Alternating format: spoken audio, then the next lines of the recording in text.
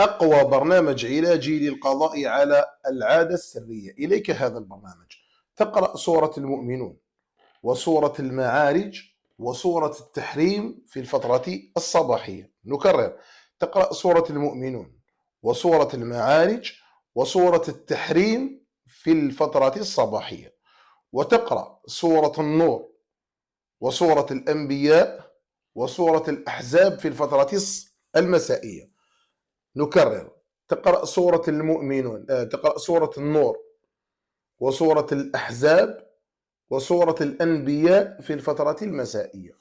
هذا البرنامج دائما نقول 10 أيام متتالية قراءة واستماع، يعني تستمع ثم تقرأ أو تقرأ ثم تستمع إلى هذا البرنامج، مع الإقلاع الكلي عن المعاصي واللجوء إلى المولى عز وجل، اللجوء إلى المولى عز وجل، الصلاة في وقتها مع النوافل والرواتب وقيام الليل،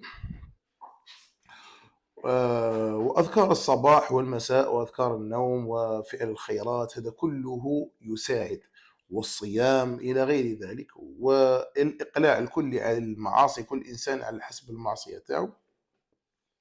وخاصة أمسك لسانك عن الناس واغضض بصرك عن الحرام، واعتقد أنه لا نافع ولا ضر إلا المولى عز وجل، وأبشر بخلاصك إن شاء الله. والسلام عليكم.